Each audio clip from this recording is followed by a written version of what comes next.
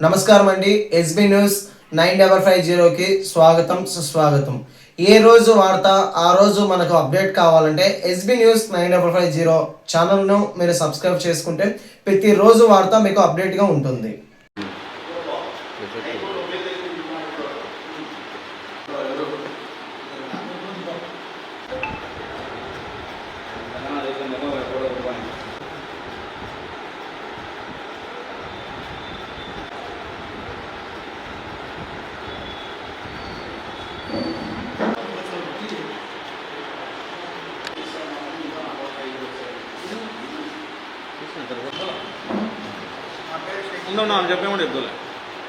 నా పేరు షేక్ ఇంతియాజ్ బాషా. నేను 57/360 శాస్త్రి నగర్లో నివాసం ఉంటున్నాను. నేను 2015లో ఏవన్ నగర్లో అమీనుద్దీన్ నూరుద్దీన్ వాళ్ళ దగ్గర నుంచి ఒక ఇండ్లు ఖరీదు చేశాను. ఆ ఇండ్లు ఖరీదు చేసేటప్పుడు 40 లక్షల క్యాష్ కట్టాను. రిజిస్టర్ అయిపోయిన తర్వాత ఇండ్లు ఖాళీ చేయమంటే వాళ్ళు 3 నెలలు టైం ఇవ్వండి అని అడిగినారు. ఇంకా 3 నెలలు టైం ఇస్తే నేను బాడీకి ఇస్తామండి. ఇంకా సరే అండి, నేను బాడీకి ఇచ్చాను. ఇంకా అది అట్లే కొన్ని రోజులు సాగింది. తర్వాత ఇండ్లు ఖాళీ చేయనంటే ఖాళీ చేయకుండా నా మీద దౌర్జన్యానికి వచ్చినారు. తర్వాత ఖాళీ చేయనంటే నువ్వు కనబడితే నేను చంపేస్తాను అట్లా అని బెదిరిస్తామంటే నేను ఊరు వదిలేసి వెళ్ళిపోయాను. ప్రస్తుతం నేను తిరుపతిలో నివాసం ఉంటున్నాను. ఇప్పుడు నాకు కొత్తగా తెలిసిన విషయం ఏమంటే నా ఇండ్లు పలుమార్లు వేరే వాళ్ళకు అమ్మినారు. ఇంచుమించు 9 సార్లు రిజిస్టర్ అయినట్లు గుర్తించినాను. ఎన్నిసార్లు పోయి రిజిస్టర్ ఆఫీస్లో రిజిస్టర్ గారిని మూరపెట్టుకున్నా మా విన్నపం వినడం లేదు వాళ్ళు. మొన్న జస్ట్ 2026లో 4 నెలల్లో కూడా మళ్ళీ రిజిస్టర్ అయింది ఒకసారి. మేము కొంచెం ఎక్కువ ఇది అయ్యే లోపల మళ్ళీ క్యాన్సిల్ చేసినారు రిజిస్ట్రేషన్. దయవుంచి నాకు న్యాయం చేసి నా ఇంట్లో నాకు దొరికేట్లుగా చేయాల్సిందిగా కోరుతున్నాను. మిత్రులకు నమస్కారం. ఇప్పుడు మీడియా ముందుకు రావడానికి ముఖ్య ఉద్దేశం ఏంటంటే, కడప జిల్లాలో వింత ధోరణి జరుగుతూ ఉంది.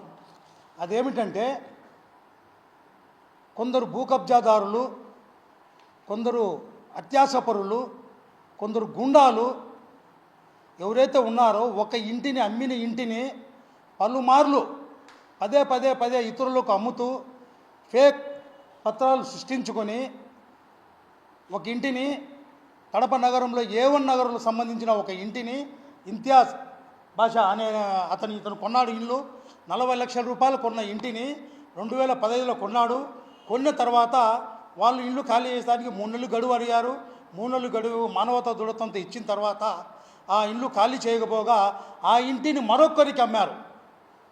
ఈ మరొకరికి అమ్మిన తర్వాత ఇతను తెలుసుకొని, ఏవయా నా ఇంటిని ఇతరులకు అమ్మిస్తున్నావు, పరుమార్లు అమ్ముతున్నావు, ఏంటి విషయం అని చెప్తే ఇతని పోయి కడప 2 టౌన్లో పోలీస్ స్టేషన్లో కంప్లైంట్ ఇస్తే కడప 2 టౌన్లో ఇతని మీద ఎఫ్ఐఆర్ బుక్ అయింది. మళ్ళా తర్వాత కడప రిమ్స్లో కూడా ఇతని మీద కేసు బుక్ అయింది. ఇతడు తప్పుడు పత్రాలతో చూడండి ఎంఆర్ఓ ముద్రలు వేసి నకిలీ ఫ్యామిలీ సర్టిఫికెట్ చూడండి, ముందు 2 అన్నదమ్ములు అని ఇచ్చాడు, తర్వాత చూస్తే 4 ఉన్నారు సంతానం. చూడండి, ఇలా నకిలీ పత్రాలు సృష్టించుకొని ఈ ఇంటిని పలుమార్లు దాదాపు ఇప్పటికే 8 మందికి అమ్మాడు. ఇతని మీద కడపలో వివిధ స్టేషన్లలో 8 ఎఫ్ఐఆర్లు ఉన్నాయి. 1 కాదు 2 కాదండి, 8 ఎఫ్ఐఆర్లు ఉంటే ఎందుకు వివిధ సెక్షన్లో ఉంటే అతను ఎందుకు పోలీసు వారు ఇతని వరకు అతని కస్టడీలో తీసుకోవడం లేదు? పోలీసు వారు మెతక వైఖరి ఎందుకు వహిస్తున్నారు? ఏమిటి పోలీసు వారికి కబ్జాదారుడికి ఉన్న సత్సంబంధాలు? అదే నిరుపేదగిన ఒక చిన్న ఏదైనా చేస్తే ఆగమేఘాల మీద పోలీసు వాళ్ళని పంపించి అరెస్ట్ చేసే పోలీసు వారు ఒక 41 నోటీస్ మీద అరెస్ట్ చేసే ఈ పోలీస్ సిబ్బంది ఇతని మీద 8 ఎఫ్ఐఆర్లు, రిమ్స్ 2 టౌన్లో ఇతని మీద 8 ఎఫ్ఐఆర్లు, తప్పుడు పత్రాలు సృష్టించి తప్పుడు డాక్యుమెంట్లు సృష్టించి వివిధ మందికి ఒకే ఇంటిని 8 మందికి అమ్మితే ఇతని మీద కేసు బుక్ చేయడం, స్టేషన్లో పోయి లాళ్ళు చూపడం అయిపోయింది, సరిపోయింది. ఇంకా బాధితులకు ఎప్పుడు న్యాయం జరగాలి? బాధితులు ఎప్పుడు న్యాయం చేస్తారు? న్యాయం చేసేదే వాళ్ళు ఎవరు? ఇతని అన్యాయం జరిగిందని కన్సల్ట్ డిపార్ట్మెంట్, అన్ని డిపార్ట్మెంట్, కలెక్టర్కు, ఆర్డీఓకు అందరికీ కంప్లీట్ చేయగా వాళ్ళు అది రిజిస్టర్ స్థలం మీరు పైకి వెళ్ళి తెలుసుకోపోండి అంటారు. సబ్ రిజిస్టర్ వారికి కంప్లీట్ ఇస్తే రీసెంట్గా నిన్నటికి నిన్న అతను ఒక 20 రోజుల కిందట కూడా ఒక డాక్యుమెంట్ రిజిస్టర్ చేశారు. ఇదే ఇతనింటినే 8 మంది కాక ఇది 9వ వాడు డాక్యుమెంటు రిజిస్టర్ చేశాడు. ఈ డాక్యుమెంట్ రిజిస్టర్ చేస్తాను ఎంతమంది తెలుసుకొని పోయి అడిగితే ఇది సబ్ రిజిస్టర్ వారు కడప రిమ్స్లో కంప్లీట్ ఇచ్చారు. అదో అతని మీద పలుమార్లు పుంకాలుగా కథలు వచ్చినాయి, స్టోరీలు పుంకాలుగా. చూడండి, అమీనుద్దీన్ సిరాజుద్దీన్ ఈయన మీద పోలీసు వారు ఎందుకు మెతక వైఖరిస్తున్నారు? ఇతని మీద 8 ఎఫ్ఐఆర్లు ఉంటే ఎందుకు అతన్ని కస్టడీలో తీసుకోవడం లేదు? పోలీసు వారు ఎందుకు అతన్ని అరెస్ట్ చేయడం లేదు? ఇతను అరెస్ట్ చేయకపోవడం వల్ల ఇతను ఆకృతాలు ఎక్కువ అయిపోయినాయి. మరీ ముఖ్యంగా ఒక మసీదు సంబంధించిన స్థలాన్ని కూడా ఇతను ఆక్యుపై చేసి ప్రయత్నం చేస్తే అప్పుడు మసీద్ కమిటీ వారు కూడా ఇతని మీద ఒక ఎఫ్ఐఆర్ బుక్ చేశారు. ఈ సంబంధించిన ఈ పేపర్ కటింగ్స్ క్లిప్పింగ్స్ ఎఫ్ఐఆర్ కూడా ఉంది.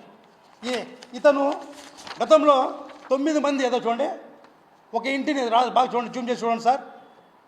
9 మందికి ఒక ఇంటిని అమ్మితే ఇతని మీద 8 ఎఫ్ఐఆర్ బుక్ చేస్తే ఎందుకు అతన్ని కస్టడీలో తీసుకోవడం లేదు పోలీసు వారు? ఎందుకు అధికారులు అతని మీద చర్యలు తీసుకోవడం లేదు?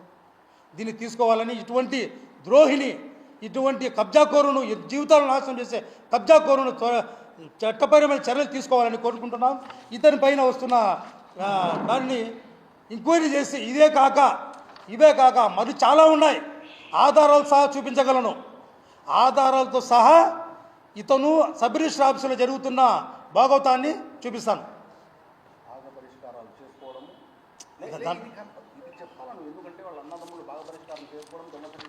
దాన్ని వచ్చేసారి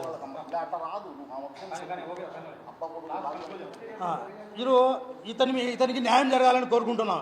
వీళ్ళు చేసే ముఖ్య ఉద్దేశం ఏంటంటే ఒక 4 సెంట్ల స్థలాన్ని ముందు ఇద్దరు బాగా పరిష్కారం చేసుకున్నట్టు చూపిస్తారు, ఒక డాక్యుమెంట్ సృష్టిస్తారు. ఆ డాక్యుమెంట్ని ఒక కొడుకు తీసుకుపోయి ఒకరిని అమ్ముతాడు, తండ్రి తీసుకుపోయి ఇంకొకరికి అమ్ముతాడు, తమ్ముడు తీసుకుపోయి ఇంకొకరికి అమ్ముతాడు. ఇలా 9 మందికి మోసాలు చేశారు ఒకే ఇంటిని. ఇతని మీద పోలీసు వారు కఠినమైన చర్యలు తీసుకోవాలి, చట్టపరమైన చర్యలు తీసుకొని అతన్ని కస్టడీలో తీసుకోండి. ఈ 9 ఎఫ్ఐఆర్లు మీడియా మూలంగా చూపిస్తున్నాను సార్. 1 2 చూడండి సార్, చూడండి నా చిన్న సెక్షన్లు ఏం లేవండి. చూడండి, ప్రతి స్టేషన్లో ఇతని మీద చూడండి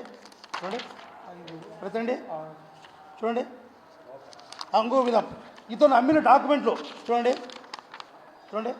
ఇతను అమ్మిన డాక్యుమెంట్లు ఎక్కడెక్కడ మినాడు, ఏడాడ మినాడు, ఎన్ని చూడండి మార్క్ చేసి పెట్టాను కదండి. ఈ మార్క్ చేసి పెట్టినట్టు అతను అమ్మిన డాక్యుమెంట్లు. ఇలా నకిలీ పత్రాలు సృష్టించుకొని వాళ్ళు చేస్తూ ఉంటే అతను ఎంఆర్ఓ గారు కూడా అతని మీద ఎందుకు చర్యలు తీసుకోవడం లేదు? నకిలీ ఫేక్ సర్టిఫికేట్ సృష్టిస్తే అతని మీద చర్యలు తీసుకోవడం లేదు? అసలు పోలీసు వారు దీని మీద ఎందుకు చర్యలు తీసుకోవడం లేదు? ఇతను ఒక దాని మీద గతంలో కూడా ఒక దాని మీద ఈ విషయంలోనే ఒక దాని మీద శిక్ష పెడితే 1 సంవత్సరం జైలు శిక్ష అనుభవించి కూడా బయటకు వచ్చాడు. బయటకు వచ్చిండు అదే తంతు.